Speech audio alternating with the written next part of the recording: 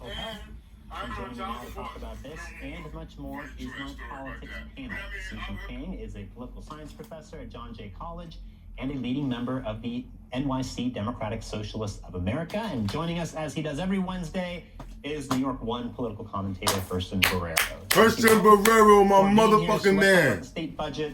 Governor Hochul seemed to get a lot of what she wanted. These rebate checks for New Yorkers, cell phone ban in schools, on public safety, changes to discovery laws, mental health, right, involuntary commitment. So, Susan, I'll start with you. I mean, it seems like a big win for the governor, this agreement. I mean, it's a big win for the agenda she put out, but is it like a big win for New York? Because one of the things that I've been thinking about is, like, we don't know what the federal budget's going to look like and what kinds of holes are going to be where, you know, New York State used to receive allocations from the federal government. So why is she holding up a budget, right, over things that don't really seem to be about what's most at risk for New Yorkers? I know she cares a lot about the masks, right? But I was like, is that the most pressing issue for New Yorkers who worry about Medicaid, Medicare, education funding cuts? I think that this was like, she might have won. What but Medicare, Medicaid spending cuts? Strategy about where she's placing herself nationally vis-a-vis with New Yorkers' needs. First of all, $254 billion, billion with a B. Billion with a B. Astounding. The figure to me was like, in the uncertainty we have, never mind the tariffs or what it's going to impact on New York. What about the cuts in Medicaid that's being threatened by Trump and the Republican MAGA crazies? Herschel ain't gonna be no motherfucking cuts in Medicaid. State legislature, who are accomplices in all of this, and they all say that they're looking for their own thing. But they're gonna go back and you know, oh no, that budget wasn't good because it. Has anybody talked to the state controller, DiNapoli, which the projections in the first quarter were okay, but he doesn't know what's gonna come up. So, you know, give a call to the state controller and see what he's projecting. Nobody's talked to him, not even not only the New York State legislature, I assume the governor either. But not that you have to. But a smart person will work with, well, the guy who actually handles the money that comes in. The other thing that astounded me was, and I'm not going to use the word that I want to say, but say it. It's not Use very it. smart to come and go and tell Donald Trump on a federal project which he's obliged to pay the $7.2 billion in terms of Penn Station. Oh, I'm going to put his name on it if he's okay if he pays for it. What is that? Is that real? Did she really mean that? This is a maniac, an egomaniac? So what is he going to do? By the way, she has no say in that. It is a city project. What does that do to the next mayor?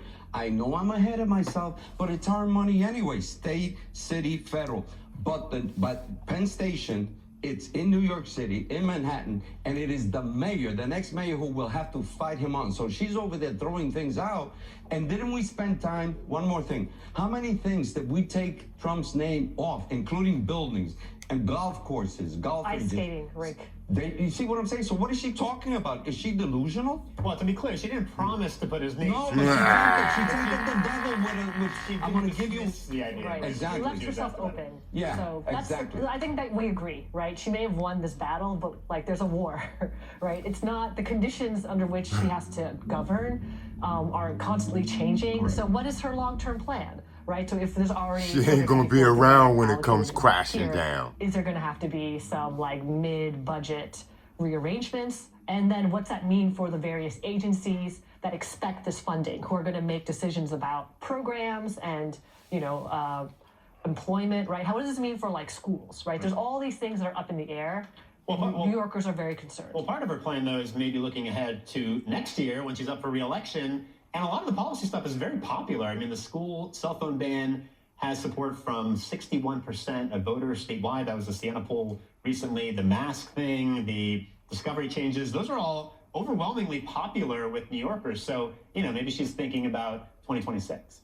I mean, yeah, she's thinking about 2026. Yes, she is. dreaming. Right, but Yes, it's yes. kind of pandering to polls as opposed to thinking about here's like the Kathy Hochul Correct. vision, Correct. right? And that's a position of weakness, a defensive position, not a position of strength. Kathy Hochul ain't running for All office in budgets, especially 2026. state budgets, in my lifetime, have always been a weapon for certain governors to be able to do that. For any person who has a huge budget, it would be so for the mayors of New York City or any other big place. just like, you know, the budget in Congress, the federal budget. But I don't see where the weaponizing is to benefit her and at the same time give a political kind of projection into 2026. I don't see it. I think that there's a big problem. I'm really afraid of this budget. I think it's put together by people that don't know numbers or not taking into account the crazy person that we have. It's the budget of a single mother household. Guys, hold it there. Quick break. We will have much more to talk about with my panel in 2 minutes. Stay with us. It's a fatherless dot budget. That's what it is.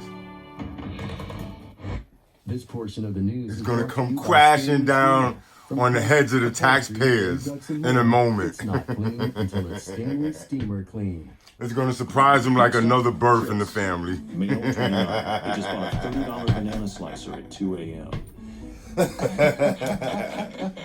And he just searched how to tell if your cat loves you. I know just New York gonna have to build casinos in every motherfucking borough But not with to recoup Surfshark money back. VPN. Protect yourself from tracking and take back your privacy. Get Surfshark. This right here is confidence in a bottle. Makes me feel so much more confident than I've ever felt. They are some of the hottest videos on social media. Those videos claiming to instantly get rid of bags under your eyes. Annette Figueroa is here to tell us why she says this one is for real. This one is for real, and I'm so excited. We even have a video, and all he uses is a small amount on a clean face, and what it does is it tightens and lifts the appearance of bags underneath your eyes. And I did this to my father. We were at home, so we Tighten up them bags. And let me tell you, we were Make sure it ain't got no excited. coloring or no Under 2 fluoride minutes, in it. they visibly disappear on you, and now it is literally part of both of our daily routine. And not only does it work on the bags, it works on the appearance of crow's feet, fine lines, and wrinkles. At our $14.95 price, it's the best way to try Plexiderm and see it work after your first application. Call the number on your screen. Call 1-800-817-5905. At NYU Langone Health, Okay, just focus on my finger. we believe that better health starts with a better health system. So we monitor every aspect of our more than 320 locations, as closely as we monitor our patients' health. Everything looks great. Keep doing what you're doing. Because the best way to help our patients get better is to make sure we keep getting better. This portion of the news is brought to you by M&T Bank.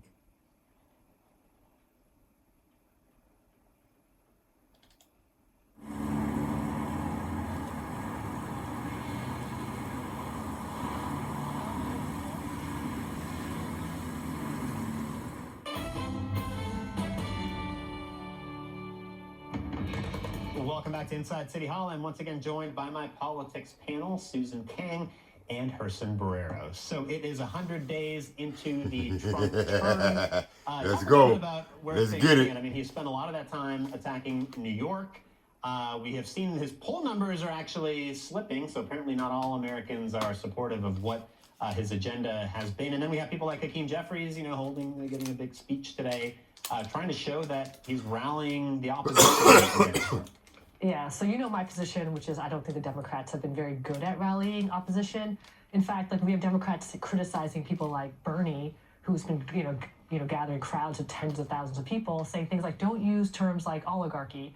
And then and then we have other Democratic leaders doing things like going to El Salvador. So there's not coherence. It seems like there's from the Democrats in terms of how do we resist Trump. But I think people are upset about the financial consequences. I saw a report today that we've had a contraction in our economy, and so that's something people don't like. So I think that the coalition of people who support Donald Trump might not be very thrilled because it was a diverse coalition of people who supported him. We may not be all thrilled about what he's doing, but he is delivering to his base. He's doing what he promised he would do, and then more.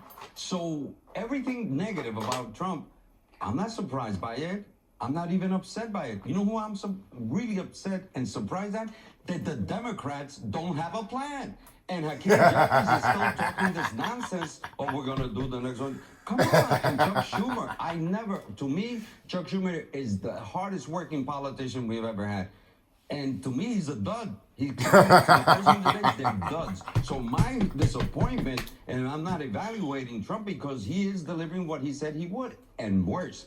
But so why are we judging Trump? He's doing it fine by his base. Not good for the United States, but the Democrats, do they really have an alternative? Do they really have a fight in their hands? They don't. They're still trying to find out what they're going to do against this person who's a madman who is really ruining the nation.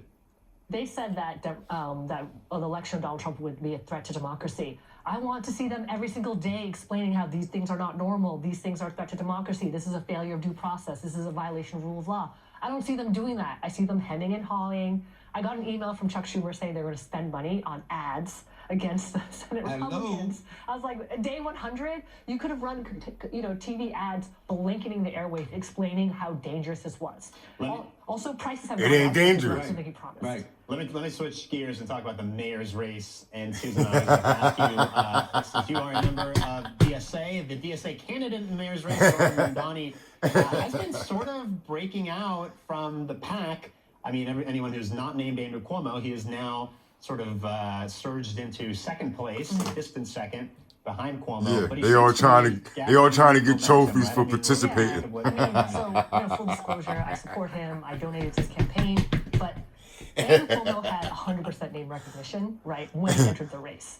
But he's largely absent, and there hasn't been like a strong TV ad campaign against him. And I know that other candidates like Zelnor Myrie is also starting a TV ad campaign as well. And so I think that once there's more information about these lesser known candidates, I think that there's going to be a greater likelihood for, more cutting into his support. Andrew Cuomo can only right? Because his support... Or up, well, but based on what though? How can he only go down if he can only go down there with a whole bunch of candidates, and when it's between two candidates, they're going to make the choice? How could he go down? How could you even say that? There's still room for growth there. Do you think Mondani could consolidate all the non-Cuomo voters and actually? He's been in office. Look at this. He's been in office as a state assemblyman, running for mayor for 261 days. I don't see the movement. People say, oh, he's a strong second or a distant second. He's a second place, period. He hasn't moved. He's doing ads that really don't tell who he is. I know he's your candidate, but instead of going after specific, today he announces something, a plan on the subways, empty stores or something to convert it. You know what it takes to actually bring in a homeless person or he comes up with these plans that are great on paper. The free stores, the grocery store, big stores. What happens to the small bodega owners that you're I think he's got all these great ideas. At 33, he's not doing bad. I don't think he gains anything else, and he'll be wiped out. Maybe a third of the vote when the primary runs. I think Cuomo's just going to keep increasing and beat all of them. Maybe by the third round. Today we learned the ballot order on the primary ballot, and Zoran Mondani is going to be first. Right. And there actually has been research that shows you actually win votes just by being first on the ballot. So and there's a lot of candidates. Really, ask Melissa Marbiberito when there were 19 candidates. And public advocate. She was number one. She made sure of that. And I remember Jumaane Williams, the current public advocate, was number 7 or 8. Jumaane, correct me if I'm wrong. See how much that helped her. All right, Susan That's Kang, a fallacy. It's a fallacy. For Sombrero, we're going to have to leave it there. Thank you guys for joining me tonight. And that is going to do it for tonight's show. Thanks for watching, everybody, and have a great evening. We will see you the next time. You guys can be so much fun.